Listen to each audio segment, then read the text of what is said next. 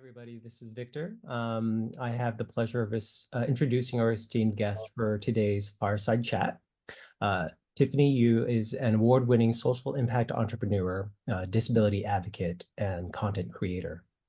She's the founder and CEO of Diversability, a social enterprise aiming to elevate disability pride and build disability power. Having started her career at Goldman Sachs, Bloomberg, and REVOLT, Tiffany is now an in-demand corporate speaker, creating an approachable bridge in corporate diversity, equity, and inclusion spaces. She's the co-founder of the Awesome Foundation Disability Chapter, serves on the LA28 Olympic and Paralympic Games Working Group, and was a co-chair of the World Economic Forum Sustainable Development Impact Summit. Tiffany hosts a podcast, Tiffany and You, and created the Anti-Ableism series, which has received over 5 million views. She's a 3-time TED Talk speaker, and her TED Talk, How to Help Employees with Disabilities Thrive, has over 1 million views. Her work and story have been featured in the Wall Street Journal, New York Times, Business Insider, Marie Claire, Forbes, USA Today, The Guardian, and more. Most recently, she's written a book that was just released on October 8th, which we're all excited to discuss today, called the Anti-Ableist Manifesto, and will remain at the heart of today's dialogue. So without further ado, please join me in extending a warm welcome of belonging to our esteemed guest, Tiffany Yu. Thanks, Victor, for having me. Thank you.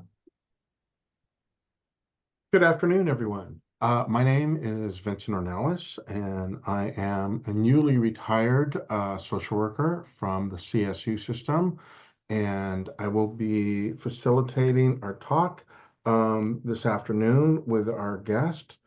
And so with that, I'm going to jump right in, Tiffany, to the very first question. And the term anti-ableist might be new to some folks. So how would you define anti-ableism? Yeah, such a good question to start on. So the first thing I will say is that the term ableism, its first use was in 1981.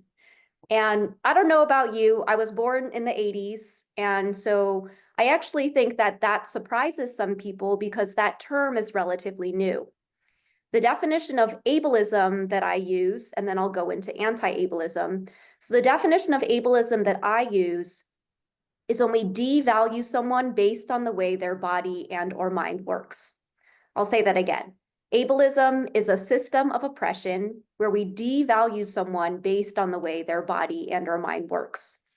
So essentially, anti-ableism are the actions and strategies that we can take where we are valuing people equitably based on the way their bodies and our mind works.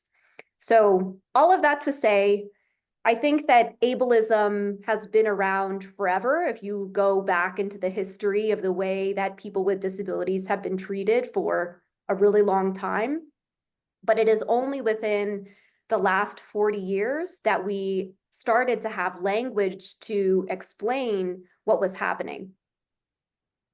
Great. Thank you for that very thorough definition. So moving from that definition to actions, could you please share with us some examples of everyday ableism that people may not even realize that they are perpetuating? Yeah, so one of the ways that ableism shows up, at least for me, is, and the disability community, is not even being thought about in the first place. So I call this the assumption funnel or the assumption rabbit hole. And essentially what this means is there was a really great video featuring this actress with Down syndrome, Madison Tevlin. And the video starts out by saying, "Because you assume I don't drink, you don't serve me a drink, so I don't drink." That was in a bar setting. And so you can translate that to the workplace to say, because I'm blind, you assume I can't be a lawyer, so you don't give me an interview, so I don't get a job. And you can translate that into so many different scenarios. Because you think that I am deaf, and won't enjoy the concert, you don't invite me, so I don't go. Because, and we can think about this for any type of scenario. So, more specific examples of everyday ableism, literally just take, I don't know, take every, another example could be, because I'm deaf, you assume that I don't want to listen to your podcast, so you don't create transcripts so that I can engage with the content. Because you assume that deaf people aren't social workers, you don't bring on an ASL interpreter to learn about ableism, so I don't attend the session. I wanted to make it specific for this audience here too. Right. Those are some very specific examples, and that really helps to put that term into context for us. So what inspired you, Tiffany, to write the Anti-Ableist Manifesto? I used to joke that my inspiration was contractual obligations, but people didn't find that as funny. So I guess what I'll share is I look at my journey of being disabled for 25 plus years. And if I think about that assumption funnel, and I look at some of the experiences that I've had over my career and the ways that I'm grateful that other people didn't make those assumptions so I could have opportunities. One example for me could be, because I only type with one hand, you don't think I can write a book, so you don't give me an opportunity to. Because I can only use one hand, you assume that I can't type, so you don't give me a job to be an investment banker. This is actually where accessibility and accommodations really help kind of create some equity in this space. But I look at the experiences that I've had, and I feel extremely privileged being able to have worked at some of these companies and now to get to do this work. And I look at our unemployment numbers that are still twice that of our non-disabled peers. I look at the fact that we've had a law in place for almost 35 years called the Americans with Disabilities Act that is technically supposed to protect our rights in employment and public spaces. And I'm still seeing rampant discrimination or ableism or not even being thought about. And I guess my hope was that this book can contribute to the conversation around what I think it really takes to change perspectives and attitudes around disability so that I'm not an exception anymore, so that we have more people like Cindy, or I'm sure many of the attendees here who are whole and valuable human beings simply by being born and simply by existing. And one of the most fascinating ways that I think I'm learning that ableism shows up within the disability community is under the guise of kindness. It says, I'll help you, but I won't hire you.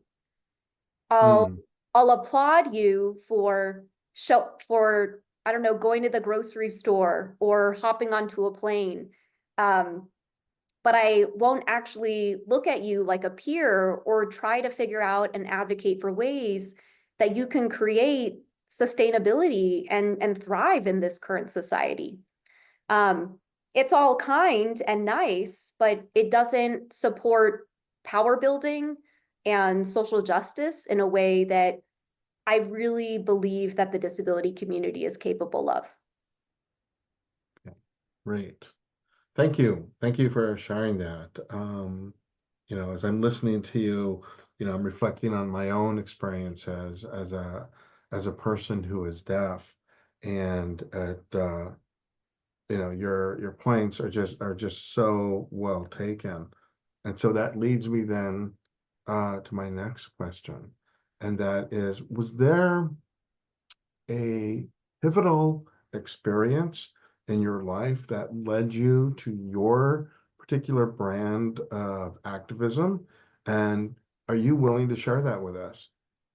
Yeah. I also just want to shout out some comments in the chat around different layers of privileges that exist as well. So someone had put in even access to services for families and people who don't speak English proficiently, you know, and all of the different intersections there as well.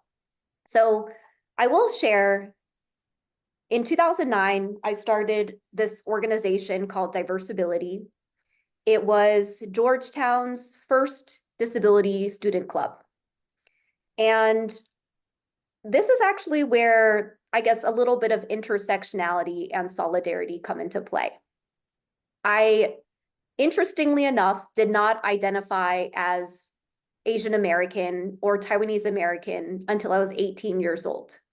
I grew up in an area where I could count on one hand how many classmates were part of the Asian diaspora. And I had internalized, I think based on my parents being immigrants, that my pathway to success was erasure of my race and assimilation. Don't draw attention to yourself. So it's important for me to share that part of the story because when I was 18, I met another Taiwanese American student and kind of said as a joke that we should start a club. Now we had 2 Taiwanese American students, so let's start a club. And she did. And I became part of the co-founding group of Georgetown's first Taiwanese student club. So all of that to say, I didn't come into starting this disability student club thinking that I would become a disability advocate, thinking about what areas of advocacy I wanted to use my voice in.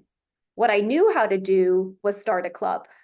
And over my first 3 years of university of being in the leadership of the Taiwanese club, I gained a level of pride, culture, identity, history of an aspect of my identity that most other people see that I spent so much of my adolescence trying to hide.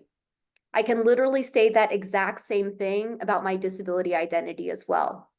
So from the age of 9 until 21, I did not have a grasp or consciousness around a disability identity. I had internalized that my pathway to success was whatever that version of assimilation was, to try to assert myself as a non-disabled person. And then starting Diversability in 2009, just curious if there were other disabled people at the university who maybe had also thought that their stories didn't matter or were living with something that impacted how we navigate our daily lives, but didn't know that we had the space and the agency to name those things. So that was the beginning of Diversability. And so again, the first members of Diversability were all my Taiwanese American peers. They designed Diversability's logo that we used for 11 years. They showed up to my events when I didn't know if there were any other disabled students within the university. And even now they bought this book because they want to learn too. And I actually think that's where a lot of allyship comes in, is finding those points of intimacy and friendship over years of saying, Tiffany, I see how much you care about this community and I care about you and I want to show up too. So over the years, over the last 15 years, I guess I'll say, I really started to think about what were the areas that I have power and privilege. So, you know, and there's an exercise in the book where I encourage people to look at all of the areas. Like for me, it could be, I'm a Georgetown alum. One thing I did recently was I made a donation to my university so we could start a disability endowment fund, and that supports disability initiatives. So it's not, well, I don't want to diminish. I was going to say it's not groundbreaking. To Georgetown, it's groundbreaking. To anyone who went to the university there, who may be a disabled student currently or considering, to see this whole infrastructure set up could be game-changing for them. So yeah, I started to look at the spaces of what I knew how to do. So I know how to build a club. I really care about community. Not everyone is a good community person, and that's okay, right? And I think that part of the beauty of just being human, period, is figuring out what our gifts are. Notice I don't call these superpowers. I'm actually at a conference right now where I'm talking with people and they're saying disability as a superpower. And I don't know if I necessarily ascribe to that. I do think I have other superpowers. Like, I feel like I work really hard. I'm a doer. If I say I'm going to do things, I try to do whatever I can to make it happen. But I don't know if that is necessarily connected to living with a disability, but it also doesn't diminish that I'm trying to do those things while living with my disability. So again, I know that was a very long-winded story, but all of that to say, I didn't set out to become a disability advocate, but instead what I've been trying to do is say, where are the areas that I have some power and privilege, or even some influence, to try and raise awareness around things that are happening in our community. And so today I can actually look at my advocacy under four different umbrellas. The first is what I call, Tiffany has social work blood. The first is what I call social health. So that's building the community, recognizing that our social health is a core part of our overall well-being, in addition to our mental and our physical health. Then I have a second category I call education. So is there a way that and this is also mentioned in the book too, like, learning to me should never be about shame. I'm not the type of person to go out and say, I can't believe you didn't know this. It's, oh, where did you learn that from? And I'm curious if there's alternative language you can use instead, or have you thought about this, like, curiosity and learning?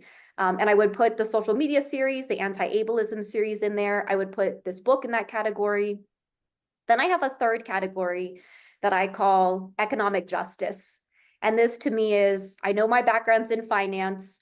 I know, is there a way that I can reinvest money back into the disability community? The endowment fund at Georgetown is part of that. I also run the Awesome Foundation Disability chapter, where we've awarded, every single month, we award $1,000 monthly micro grants to disability projects. So if anyone here has an interesting disability project that could use $1,000, feel free to apply.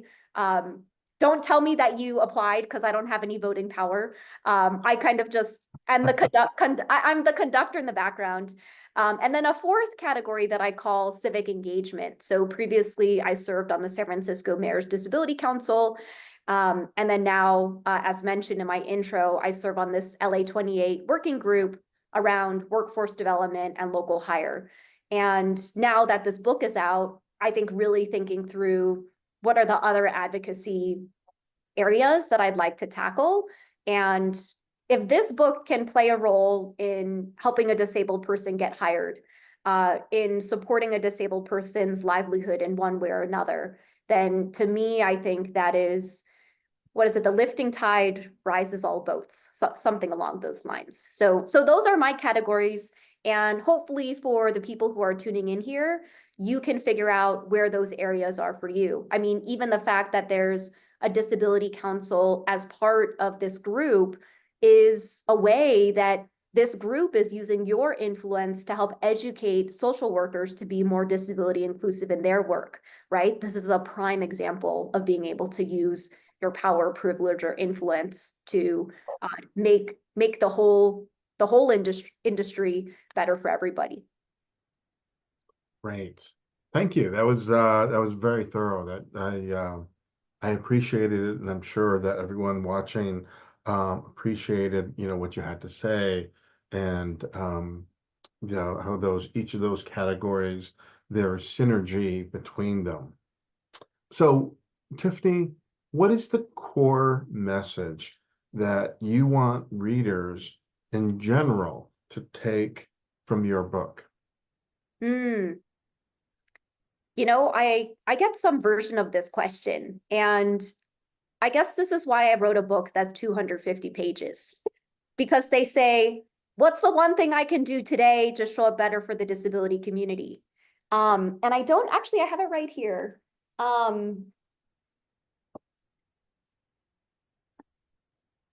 this is introduced at the end of the book, but I'm holding up a postcard that says the Anti-Ableist Manifesto, and it has many statements on it. So it starts out by saying disability is not a bad word or a bad thing. I'm seeing a lot of comments in the chat around intersectionality. There's a statement on here that says disability is intersectional.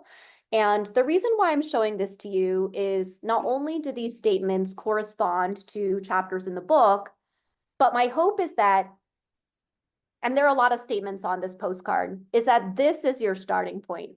So your starting point is maybe there's a phrase on here that calls your attention. So right now, when I'm looking at my screen, I see don't erase history. Maybe if I'm someone who loves history, I go and I do a deep dive in terms of disability history, the history of the disability rights movement in the US. I just heard there's a book coming out around the history of disability rights in the UK. Maybe you look up all the ways that disability has been erased from prominent historical figures. Or actually, there's a statement on here that says, believe us. And for people who are living with non-apparent disabilities that can include chronic illnesses or mental health conditions, the biggest microaggression they face is just being believed in the first place. There's no look for disability. So maybe you want to deep dive into different ways that, or the unique challenges, the unique ways that people who have non-apparent disabilities experience ableism. You can go look up those chapters.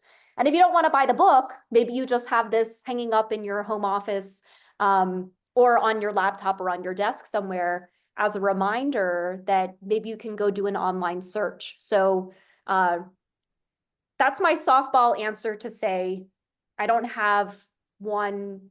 Well, I guess the one answer is that I hope there is one action, at least one action that you can take away from reading the book. And I think part of why, so I structured the book through a framework called Me, We, Us. And Me, We, Us is a framework I learned through some of the social impact spaces I've been in terms of how we can create transformative change. When we talk about dismantling ableism, it's an entire system of oppression. I think of it like an octopus with unlimited tentacles. It infiltrates into every part of society. And at the same time, it can become so overwhelming to think about the magnitude of dismantling this system of oppression. But if we look at it through a framework called Me, We, Us, by saying, okay, what can I do as an individual? That's the me. What can we do in community with each other? That's the we. And what can we societally do or show up and advocate for in our policies to create systemic change? That's the us. You might not be able to open the book and be on chapter 28. Maybe you're starting at chapter 1, and that's okay, right? And so hopefully this book can take you along the journey of what it might look like to create that transformative change. So I said a lot of things in there. Number 1, I hope you learned something. Number 2, the art is the motivator behind figuring out what's the one phrase that you want to be your guiding principle, at least for this point in your anti-ableism journey. And maybe you revisit this over time and it'll change as you move and learn more. Great. Thank you so much for that. So Tiffany, I'm going to shift focus a little bit. We've been speaking in very general, broad sorts of terms. So I want to start to bring it in. And I want to shift more specifically to social workers. And so with that, let me ask you that first question in this portion.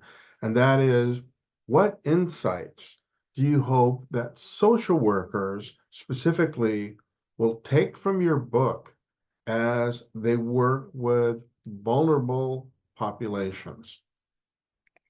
Yeah, I think the biggest thing that I want people to take away is that we are not only your beneficiaries, we are also your colleagues. We can be decision makers, we can be leaders.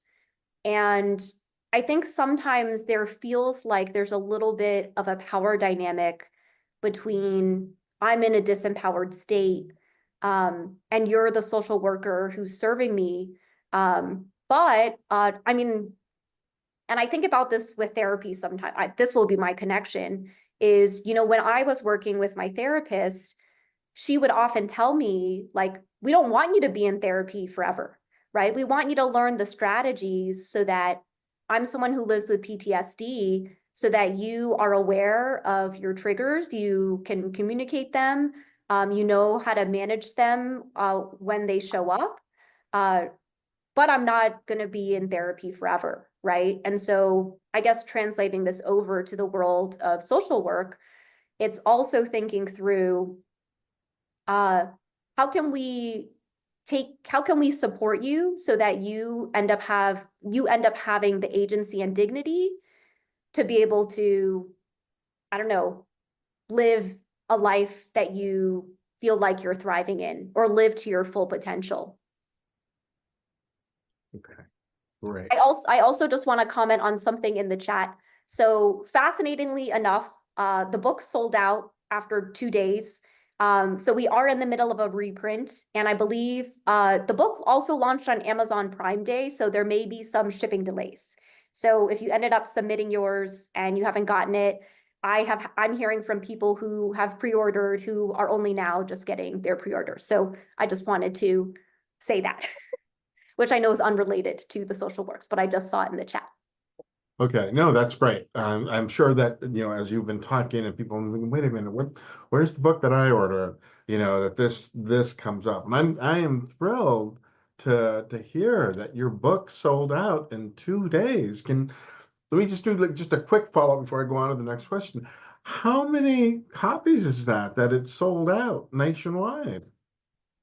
I don't know. I think it's a couple different factors of I don't know if they undercounted but you know what? We'll just take the win. We'll just take the win. But we are hearing, I think you can still get it on Amazon and Barnes and Noble. But for a lot of the indie bookstores who, I love supporting, and a lot of disability-owned bookstores we supported, some of the orders that are waiting until the second reprint, which comes out October 25th. Great. Thank you for that. All right. Let me move on then to our next question. And so this is, I want you to speak to us as to give us a bit of advice. And that is, how can social workers confront their own biases and shift towards anti-ableism? Yeah, so I actually really like this chapter in the book where I talk about how guilt and shame, there's healthy guilt and there's unhealthy guilt. And healthy guilt leads to action, and unhealthy guilt leads to inaction. So an example of unhealthy guilt could be, wow, I was so unaware of all of these biases I had. I'm feeling defensive when I get called out or called in, so I don't want to engage anymore. I'm opting out. And sometimes our privilege enables us to opt out. Healthy guilt could be, I know I'm going to get things wrong. I'm learning out loud. I hope you give me some grace that I haven't learned all the language. It's constantly evolving. How can we co-create this so that we can address any access barriers or make this more equitable for you? All of that to say, I just want to share actually something that's happening. So I'm actually joining you from Denver, where I'm here for a conference and it's about realizing the potential that all of us have as humans. And I was talking to someone about the disability community and how I feel like many of us are not even given the opportunity to realize our full potential because of the assumption funnel of people just assuming that we can't do the job, so we don't get the interview, so we don't get the job. And someone at the conference, and keep in mind, all of us attending the conference really genuinely believe in the potential of all humans and are doing work in our own respective fields to try and help achieve that. So this person I'm talking to says, hey, like, I really want to get on board, and I am seeing more employers be more open to hiring disabled employees. But then that lends the question of the challenge of now having the employee there and thinking about accessibility and accommodations. And I said, that is exactly where the bias starts. As a gentle call-in, if you see it as difficult from the get-go, even if that first point of entry, which is, hey, we want to hire people, if your next thought is, this is going to be hard and I don't know how to do this, that's part of the pattern interruption that happens. So to bring this back to social workers, I think being able to take that pause and say, oh, I'm working with someone who has disabilities that I'm not aware of, or I'm not super familiar with. If that conversation is open with that person, just naming, hey, I may get things wrong. This is my first time in this environment. Do you think, like, can we help co-create this environment so that, you know, I can make sure I'm supporting you in a way that makes you feel like you have dignity and agency in this situation.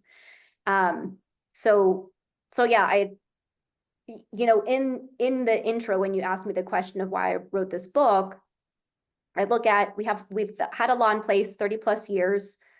The thing that kind of needs to catch up is what I call the hearts and minds, or the attitudes and perspectives around disability. But it's going to take time. And part of that is, you know, I even caught myself a couple of years ago. Everyone that we've hired at Diversability has been part of the disability community. And I remember we were interviewing someone a couple years ago, and I said, oh, do you think you can do this job? And I caught myself because I was like, the person wouldn't have applied for the job if they didn't think they could do it. And this is my own bias coming in by asking that question for a job that they felt like they could do. So I know I'm learning and very imperfect in this as well, but we're trying to unlearn habits that this pervasive system of ableism has been spewing at us for, you know, ever since we came out of the womb and started watching movies on TV that portrayed disability a certain way. So the first would kind of be that pattern interruption. The second and last thing, because I feel like I'm taking my spaciousness with answering these questions, is really get involved in the disability community. I think about not only, so I've been disabled for 27 years. I've been doing this work at Diversability for 15. And if I had given up, it was really hard in 2009 to get any disabled people to join Diversability's events. My Taiwanese friends, they were there. So grateful for that. But it took time before people were like, oh, this seems kind of like a fun place where we're hanging out and getting to know each other, and we can share our stories. And, you know, and now it's kind of grown into its own thing that I think a lot of people don't even know that Tiffany is the founder of Diversability. All of that to say, part of the reason why I keep doing this work is I've gotten to know so many disabled people who I think are incredible human beings that I want everyone else to see us. And I'll just share a very brief thing that happened. So a week ago, last Tuesday, my book came out, and I got invited to go see some of my friends who were speaking on a panel around disability and AI in the entertainment industry. So I went to the event, and then afterward, anytime I see one of my friends, I ask them to take photos with my book, and my book's bright orange. So we're passing around this bright orange book. Everyone's taking photos with it. We're all having a good time. And there's a woman sitting next to me who has pulled up the Amazon page for the book, and she's just bought it. And she's like, oh, and I was like, yeah, I just wrote this book. And we had this amazing conversation where she is the mom of a disabled kid. And, you know, I want to acknowledge that for parents of disabled kids, I feel like there's a period of time where you are nonstop advocating for your child and making sure that they get the support they need, because the hope is, as a parent, is that your kid doesn't struggle as much. We're all going to experience some level of struggle. But anyway, she goes, I want my kid to see all of you because you're all hanging out with each other and having such a great time. And you are the possibility that I hope my child, you are the role models and possibility models that I hope my child sees when they grow up. And that's like what I want. That's what I want, like, social workers or people in any industry to see. Like, we're here, we exist, even if you think we're not there. We may have non-apparent disabilities, but like, the more of us that you get to know, you'll realize just not only the diversity of the disability community, but the breadth of who we are. Like, yeah, I mean, we're not all cool, and that's okay. You know, we're not all kind people. Not every disabled person is proud of their disability. That's okay, right? And so it's like, how do we also make space for nuance? And part of that is just getting entrenched in the disability community. And maybe the first step is joining this Disability Council. Just getting to know, like, what are some of the experiences that social workers with disabilities are experiencing, like your peers.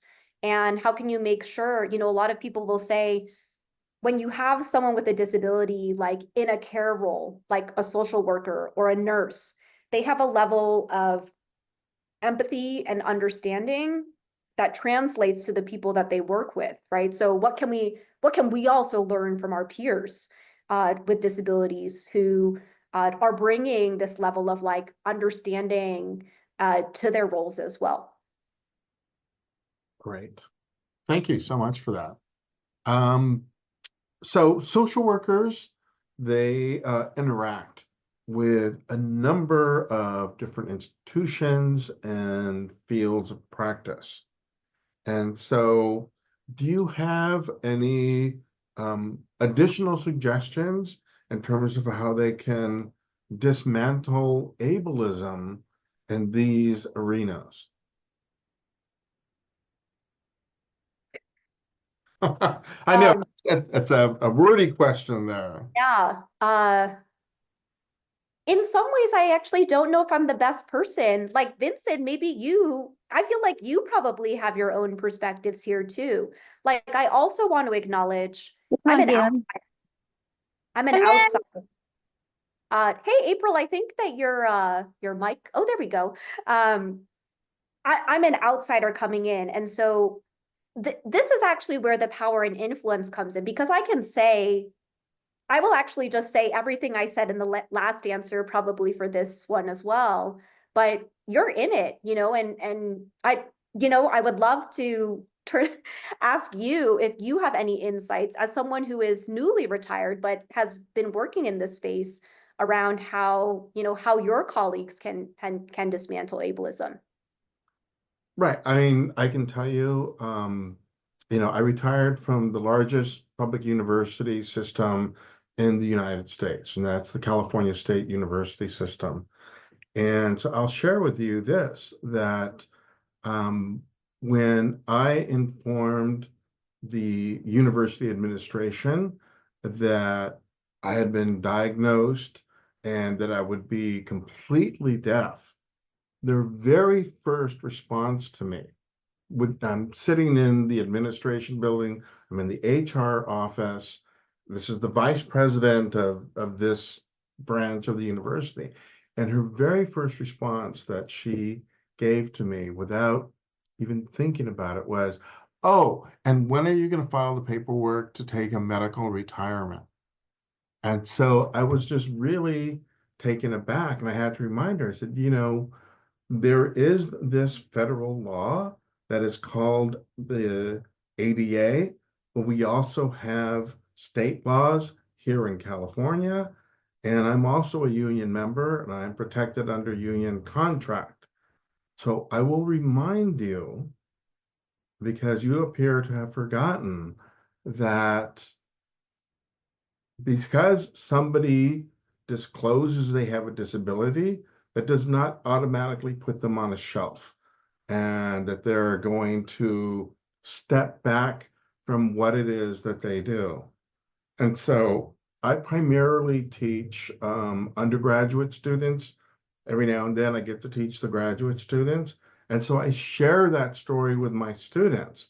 And I ask them, you know, as your, instructor, as the person who writes lectures and tests and makes you go out in the community and do all these things, do you feel that it is appropriate for me to have been retired and not to be here and be a part of your journey into becoming a professional social worker? And, what I get back, in terms of written feedback from students, like, no, you have so much to contribute to us. And you are open about sharing your life and your ups and your downs. And the fact that you've disclosed to us that you're a person who identifies as a member of the deaf community, and that you've got accommodations now so that you can continue to teach, this gives me space not only to talk here at a university while I'm going through my education, but also to talk as an intern and also to speak as a future professional social worker and to be aware of it. And so I think it is so important for all of us who work in these various institutions to constantly remind our administration and our colleagues that because we have a disability does not mean that we should be on a shelf. And that's why, your story really resonated with me earlier, that you were talking about in terms of, who we are. And that simply because a person is deaf doesn't mean that you shouldn't talk to them about a podcast or you shouldn't invite them to a concert. Persons with disabilities can all be a part of the community to the extent that they choose to. And it should not be up to administration or to our colleagues to say, oh, this is our label, and now we don't have to think about you anymore because we're going to put you on the back burner somewhere. So I'll stop there. I don't mean, this is your talk, not my talk. No, I will say one thing that people have mentioned to me that they appreciate about the book is the number of other disabled people's perspectives that I included in here as well. And so I'm so grateful that you shared that, because what it does highlight is the limitations other people put on you when they heard when you disclosed your disability, which if you had let them would have limited you, right? And so I want to address something I'm seeing in the chat. I don't know if I have a fully formed answer to it, but there is a stat out there that those of us who have non-mental health related disabilities experience 5 times more mentally unwell days than our non-disabled peers. I wanted to bring that up because it is exhausting to exist in an ableist society, and it weighs on our mental health. And there's a book, and I will acknowledge, like, I'm someone who does live with a mental health disability. So I don't know if that's even more exacerbated as well. But there's a great book that I read that I'm sure many attendees here have also read. It's called The Body Keeps the Score. And there was a question in here around how ableism is kind of like carried in the body. And essentially, it's our reaction to the trauma of living in an ableist world. And we don't know where it is stored in the body, and one fascinating thing, at least along my own therapy journey, was I used to joke that I could talk my way out of talk therapy. I am hyper rational. I pride myself on trying to understand where people come from, because I feel like, and again, most things come from our adolescence. I feel like I spent so much time as a kid wanting to be understood. So now as an adult, I want to understand where people are coming from. And so I got referred over to something called somatic therapy, which is more better understanding where my trauma is stored in my body, and it could be in totally different places for different people. And one thing the book suggested was different like movement activities and improv and getting out of your body and things like that. So kind of like a non-answer, but to say like the trauma of experiencing ableism or other systems of oppression, especially if you are intersectional and have multiple identities, that will weigh on you somewhere in some way. And part of it is, there's a term I use in the book that comes from Mia Mingus. It's called access intimacy.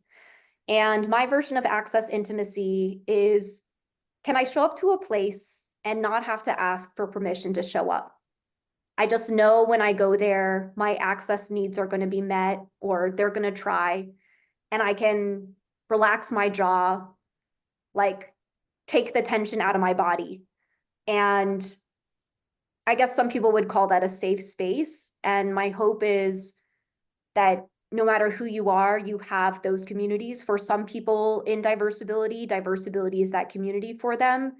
I'm part of a lot of different communities where I even think about like going to that AI and disability panel and seeing all my friends and cheering them on afterward is like, we're just having fun. We don't have to worry about the weight of the world on us all the time. So. Okay, great. So Tiffany, I only have 2 more questions for you because I know people want to get to the Q&A. So as we start to wind this down, I will ask the macro question, which is, are there specific policies or legislative changes that you would encourage social workers to champion in order to combat ableism? I will mention there is a side of this, which are the care workers who are just as important. And I haven't been following as much legislation and protections around that side. But I will say that 2 things I am hoping for is, one is the phasing out of Section 14C of the Fair Labor Standards Act. 14C says that you can pay disabled people below minimum wage, and it's legal. I believe California has phased it out. So if you're joining from the California chapter, I guess you don't need to worry about this. But if you have friends in other states, I believe there are still at least 35 states in our country that make it okay to pay disabled people below minimum wage. The second, and it changes with every change in Congress. But at the time that I wrote the book, it was called the SSI Restoration Act.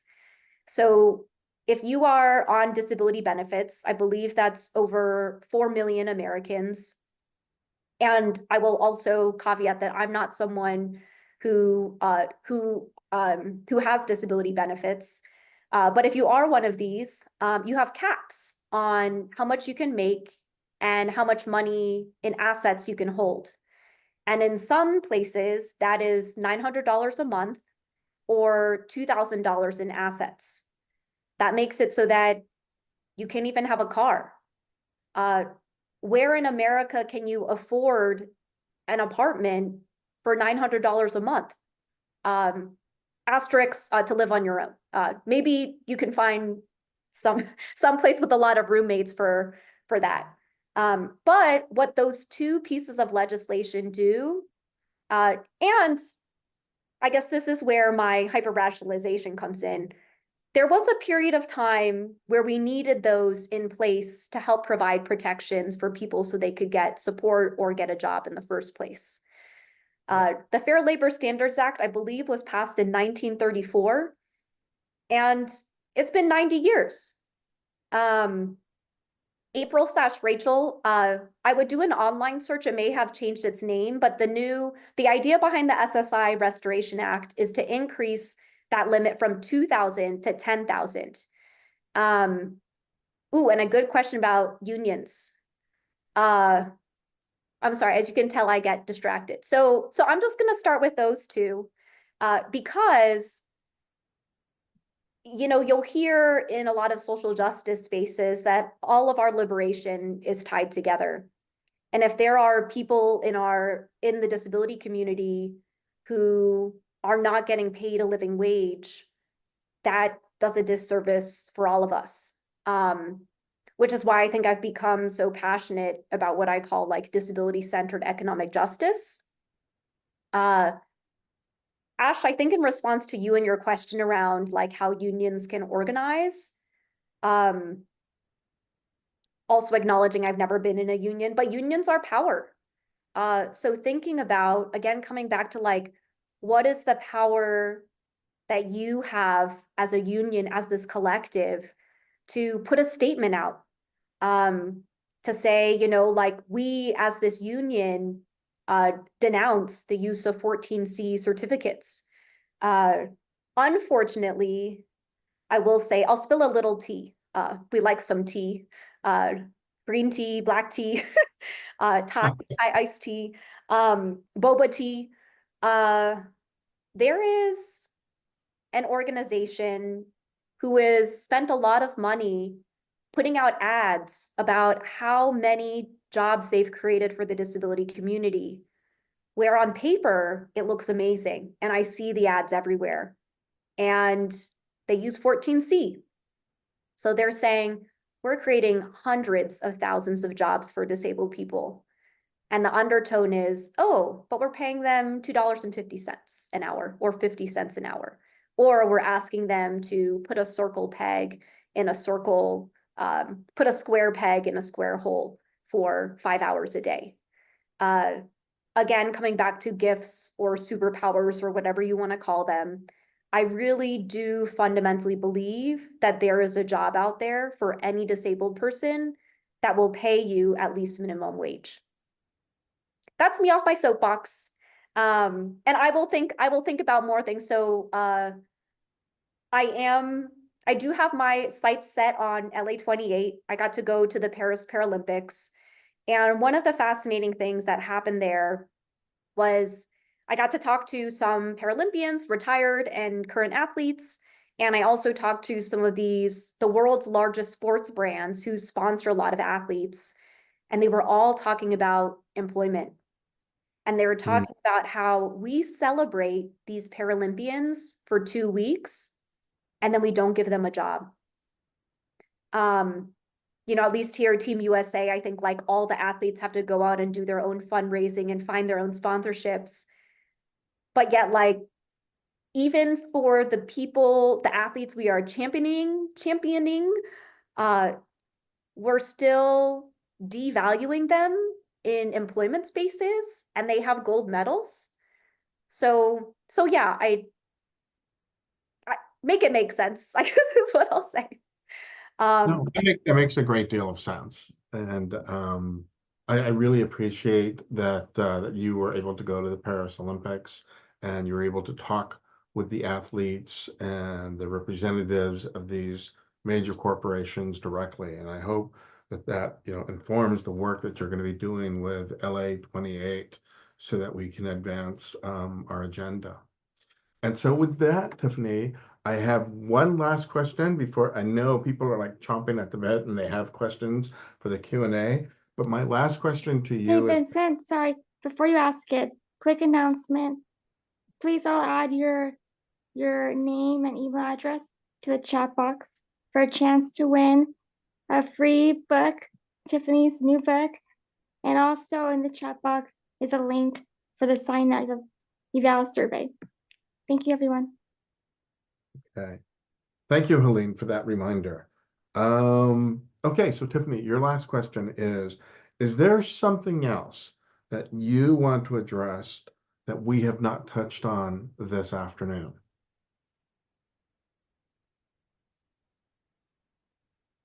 I guess I'll say, I don't think we spend enough time talking about joy. And there was a period of time, this is 2 years before I got the PTSD diagnosis, I wore the label of angry advocate. And I felt like the only place I could exist was in my anger. And the thing with being an angry advocate, at least for me, this is my own learning, is that I couldn't compartmentalize my anger. And so it started to bleed into other areas of my life and other relationships. And so now I want to prioritize joy. Part of why I moved to LA, love San Francisco, so much disability history there, amazing disability community, incredible advocates, so many things I got to work on that I was really proud of. But there are times, and I guess this is my own privilege as well, where I just want to play and I want to sit in joy. And so if you do know your loud, proud advocate friends, like, make space for them to just be, have rest. I don't want to have a hot take on everything all the time. You asked questions throughout this that I don't think I have answers for. I don't work in your space, and there are probably other experts on here who are so beautifully connected to your community. So yeah, just remember that once you've met one disabled person, you've met one disabled person, and give us the space to experience the full color of our lives. And I know I didn't do this today, but I usually wear really fun earrings and bright colored tops. So today I totally diverged from that. I just wearing all black. But yeah, I've been exploring like yeah, maybe it's a good question if you continue to do like a DEI or a justice series to like ask someone what's bringing them joy these days. Okay, great. Thank you, Tiffany. This has been a great fireside chat. I learned a lot just listening to you, and I am now, we're going to move into the Q&A portion of our afternoon. And so, Actually, Vincent, we're yeah. actually out of time. So We're thank out you. of time. Oh, I'm so Yeah, thank you, everyone. Thank you, Tiffany. I will say I tried to answer questions that I saw popping up throughout the chat, but feel free to connect with me on LinkedIn or on social media. And I also run a free Facebook group, Diversability. That's a great place. You know, Tiffany's not the end-all be-all expert here. And part of why I created that community is I always have people coming to me saying, where can I find the best resources for social workers who are caring for their disabled clients? And I'm like, I have no idea, but there are 7,000 people in this group that you could ask. So yeah, feel free to follow up there or in other places. And if you do read the book or you enjoyed this conversation, I'm currently in the phase of my book called Leave a Review on Amazon or Goodreads if you appreciated it. And I'm excited whoever gets to win a copy, maybe you read it and then pass it on to the next person who wanted to win a copy too. Or check it out from your library, the best place, the happiest place in our local communities. All right. Thank you again, Tiffany. We really appreciate you being here this afternoon. You're a very inspiring speaker.